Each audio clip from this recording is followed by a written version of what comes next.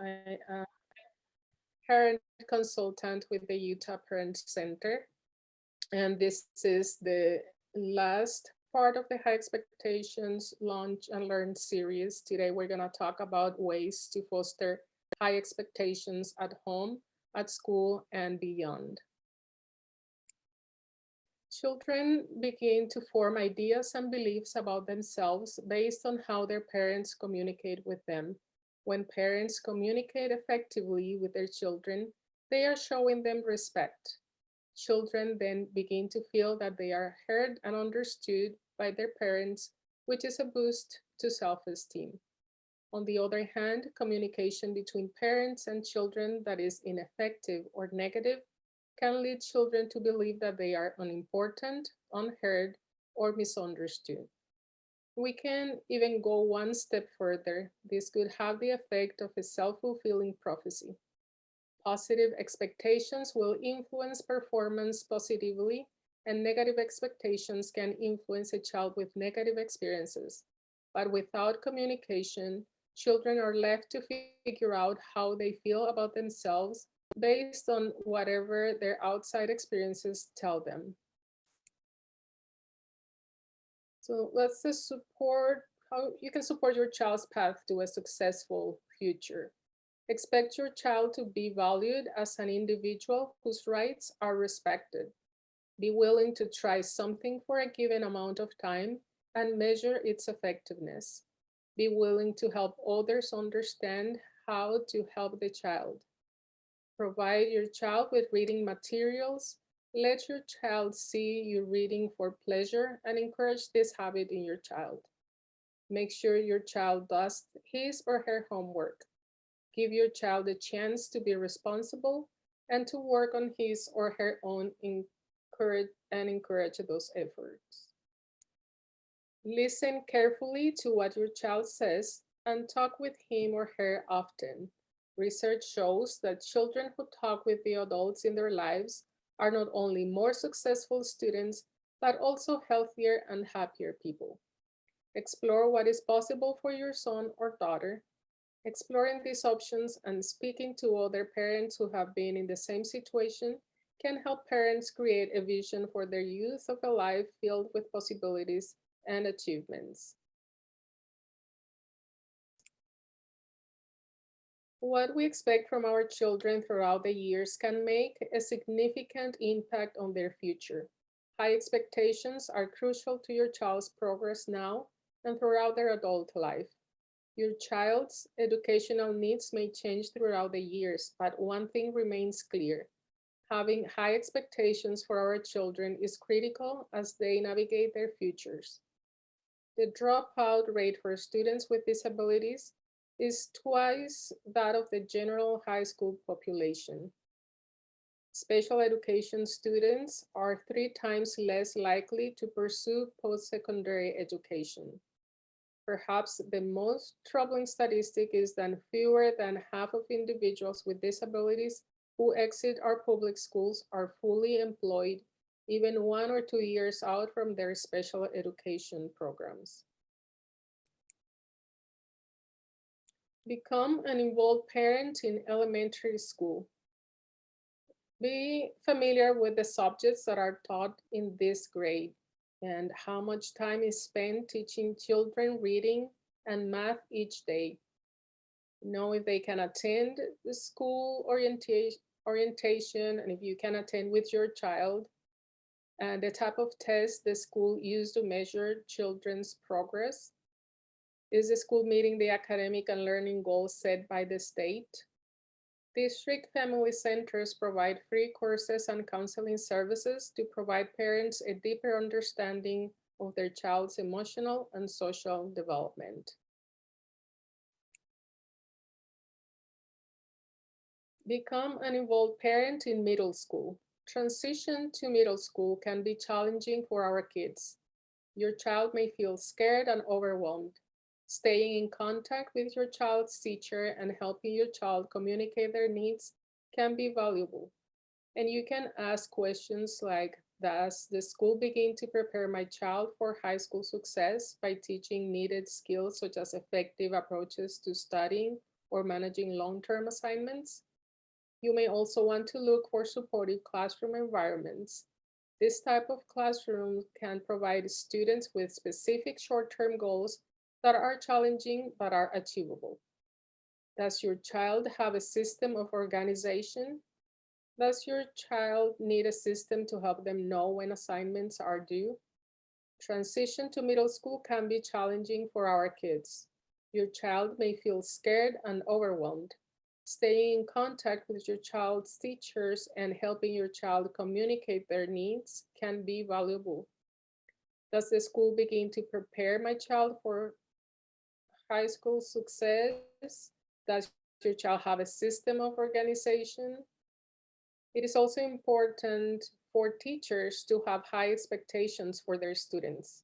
Teachers that encourage high expectations can help promote confidence and academic performance. Become an involved parent in high school. Meet with teachers and counselors every year. Involve school counselors every year and discuss your higher education goals with teachers and administrators every year and in between as needed. Encourage your child to get involved in academic and social clubs. Consider classes that earn college credit. Encourage teachers at your school to contact you to voice any concerns they have about how your child is performing in their class or in school in general. Know the course requirements your child needs to graduate and refer to them often.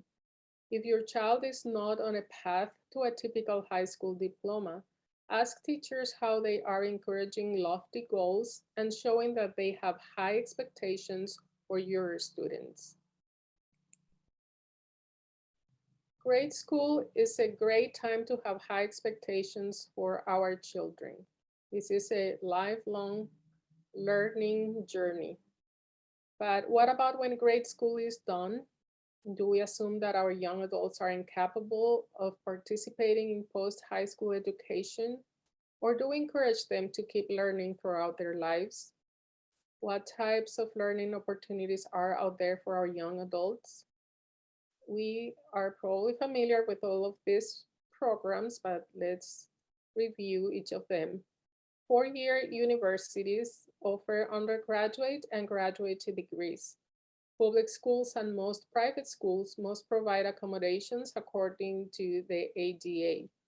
Work with disability resource centers at the individual universities for accommodations. Colleges. There are smaller institutions that typically offer undergraduate degrees or two-year degrees. Some also offer certifications. Trade schools, also known as technical or vocational schools, teach specific skills, for example, massage therapy, truck driving, cosmetology, phlebotomy. Certificate programs, they're professional training in a specific field. Many programs take a year or less to complete, and it can be home inspector, wedding planner, childcare, etc.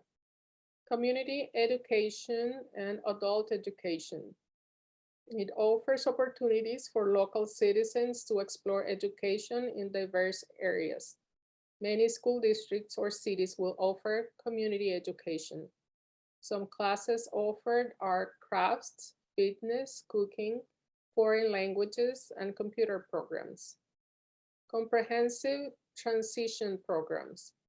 These are post-secondary degrees, certificate, or non-degree programs sponsored by a college or career and technical education center that is approved by the U.S. Department of Education and is designed to support the students with intellectual disabilities as they continue to receive instruction in academic, career, and independent living to prepare for gainful employment.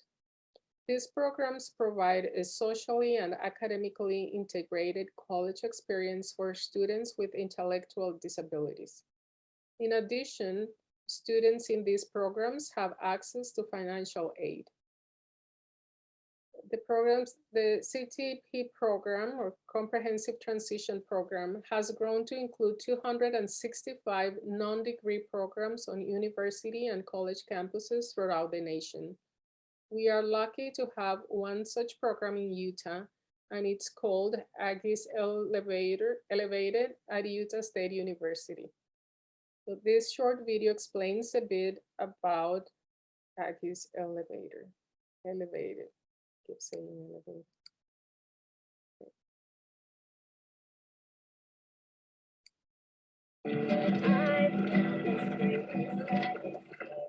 Oh, it's a funny story. The one time where Sarah decides to pretend to run in late during class. Oh my god! And she That goes, was I'm evil. so sorry. I'm like, oh my gosh, I am like so. Remember that? I don't ever want to forget how much laughter I've had in college. It would be random, like someone would say something hilarious, and I would just bust up laughing. And then when they would say it again, I would just start laughing again, and then they would tell me, "You gotta stop." My ideal career is I want to work with horses and different animals. When I get stressed, I think about my horse back at home. And I have found that I have a real passion for that. I had a dream that I wanted to go to college just like my other friends that graduated with me. And when I found out that Aggies Elevated as a program, I was so excited and my parents were thrilled. And I want to eventually get married and have a family. But right now I see that it would be a challenge. Living with someone else, having to not buy what I want, and having to cook for him. I don't know how great that would be. We'd be eating out all the time.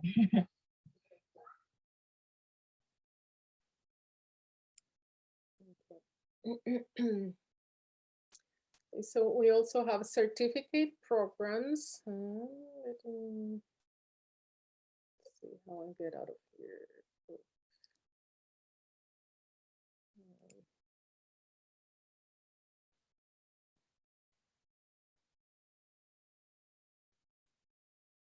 I'm not sure. Sorry, I'm gonna have to go back here.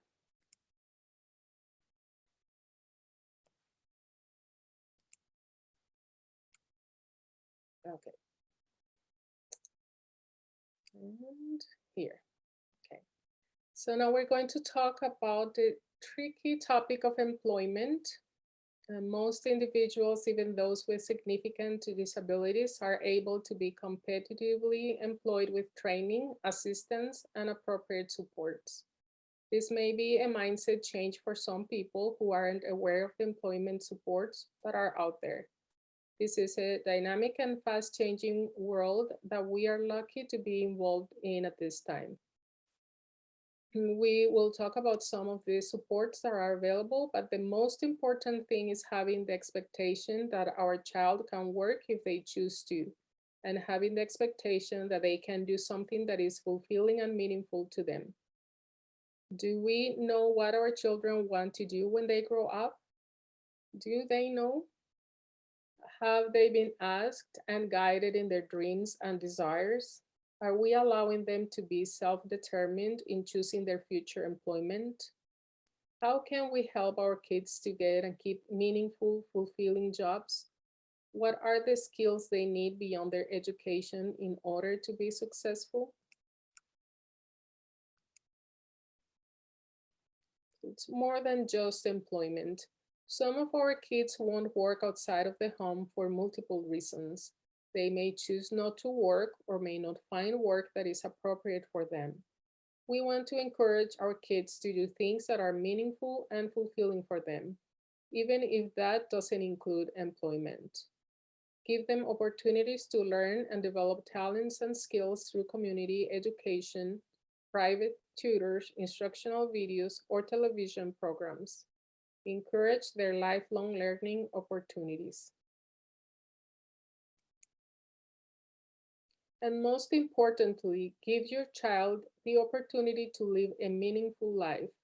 whether that's volunteering, hiking, and exploring nature, or getting their driver's license, or cooking meals, or jet skiing. It could be learning photography, joining a club, riding horses, or graduating from high school. We show our children that we have high expectations for them when we include them in our interests and allow them to dream their own dreams. Okay, so then we can open up now for a discussion. If you have questions, you can type it in the chat or unmute yourself.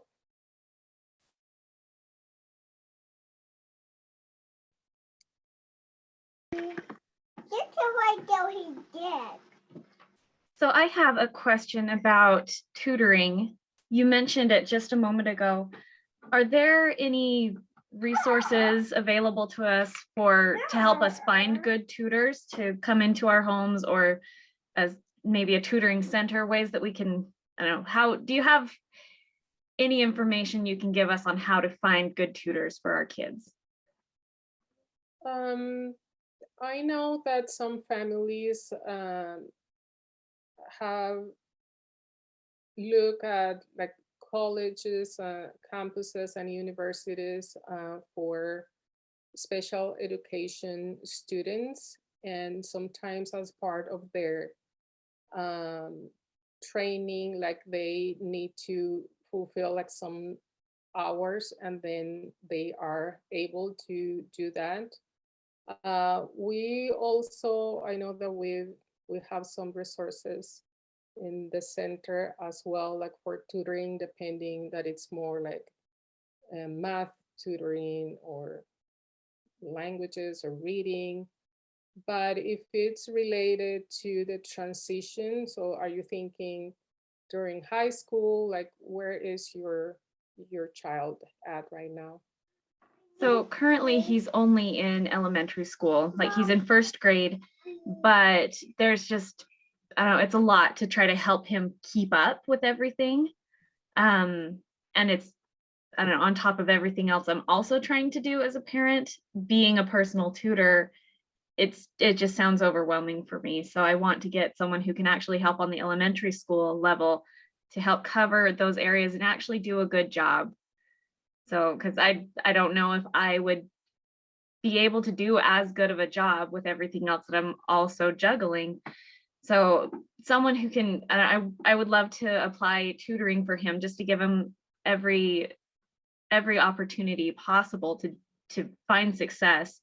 So all the way along, like starting in elementary school and all the way up is where I'd like to be able to apply a tutor. Mm-hmm. Yeah, I know I did that with a student with Weber State University, and that worked really well. And she was actually like going to for speech therapy, and that worked very well. So I know you can even like post, or you can talk to the special ed program office, and I know they were really willing to help me connect with some students. And then as far, I mean, the good part of that is that was as a practice, so then they weren't charging, because it can get pricey. There are other, organizations and businesses that offer the program, like tutoring programs. And I think LuWenn, I think there's one that is specifically for tutoring. I can look it up. And I wanted to offer a suggestion as well. I love the idea of using college students, and we certainly did that with our children. Another idea, if you're not near a college or university, is post on a Facebook group and ask other parents in your area for suggestions or for resources that they might be using. But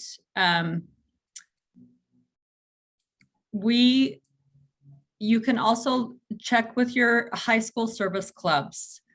Check with your high school teachers and ask who their AP students are and their honor students. And often they will do a great job. And they will have clubs and other programs that they need volunteer or service hours for. They're willing to do it for no pay because they can add that to a resume, and they can, they can use it as job experience, as work experience without being paid for it. So those are great resources to utilize. And it may take a few tries to get just the right fit, but your upper level high school students who are really good, dedicated students can really be a great asset. Thank you, LuWenn. Thank you so much. Those are both really, really good suggestions. Thank you. Thanks. Okay, so we have another question. My son graduates in May and dreams of doing something with computers. He struggles with his speech, and I don't know how much he can handle cognitively with school. Are there any job opportunities that you know of that he can explore and find meaningful employment? Becky, there are different options. I'm not sure, you didn't mention like which grade. Okay, so he's graduating in May. We were teaching also transition class last night, and there is a program that can help to help them prepare and assist them and provide even tutoring, and it's called the vocational rehabilitation. That is through the state of Utah, and I'll post the link in a second. So then they will work with your student to identify his strengths and weaknesses, and then also his preferences, as you said that he would like to work with computers. And so they will provide the support that he needs, and they can even like help him find a job. And like they work with some employers that are willing to work with individuals with disabilities, so then they can provide some type of accommodations. And there's a communication, is a collaboration between the vocational rehabilitation coach and the organizations. There was also an information on, and LuWenn, you might know more a little about this, about that opportunity with Amazon, that they're offering also job opportunities for people with disabilities. And we can maybe send an email with that information, because we're gonna do it for our attendees of last night's transition. And they have some videos that, explaining their program. So that I'll just note that, so we can forward that information. And I'm gonna look for the vocational rehabilitation. The Amazon is a resource that we have just recently been learning about and exploring how we can partner better with them. But I've attended several presentations that one of their hiring consultants has done for us. And if you live near an Amazon center, they do have some really wonderful opportunities, and they are an inclusive employer, and they have said that they will work with people with disabilities in whatever way they need to make to help them. What am I trying to say? To offer accommodations so that they can work there. And another place that you could also try is the Church of Jesus Christ of Latter-day Saints through their Deseret Industries employment services. Will often have opportunities for them to do some employment exploration and to work in their sorting centers or their stores, learning cashier skills or inventory, things like that, which would be somewhat computer related. But they can also assist with some training. I have a nephew who is somewhat cognitively impaired, but also has some speech issues. So he reminds me of your son, Becky, and he has been successful going to one of the applied technology schools and taking some computer classes, and has learned enough that he has been able to get a job in a bank and working part-time in a bank. And so I think the technology school training that he had was very helpful for him, and they were very accommodating of his needs. That might be something to explore as well. Another thing for those that maybe have students in, lower grades, the transition IEP should cover all this part of vocational exploration. So the earliest that they could identify what is, what they would love to be doing as an adult, then it's gonna give them more opportunities and time to gain more skills, and for the school to provide that support as well.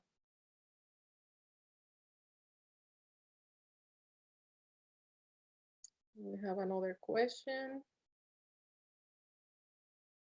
Concerns. You're welcome, Becky.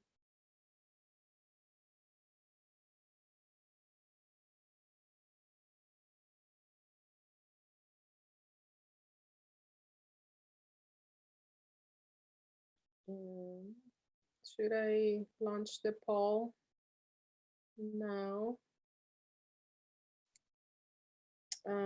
It's not letting me, LuWenn, so you probably have to do it. Yes, I have the poll. So we'll launch a poll. We would appreciate it if you could just answer these 7 quick questions for us. It helps us improve our presentations and our work here at the center. And while you're doing that, if you have any other questions or comments, you're welcome to put those in the chat. And I'm gonna type our number really quick. So if you didn't get to ask your questions, or you feel more comfortable calling us, we'll be happy to answer the questions specific to your situation and find resources for you. Thank you for attending. Since I see some people leaving, thank you for attending today, for participating, your questions and comments.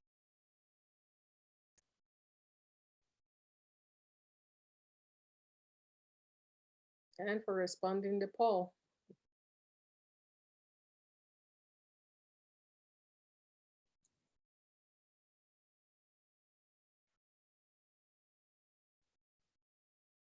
Okay, I think that does it for us. Thank you so much. Thank you. Thanks, LuWenn.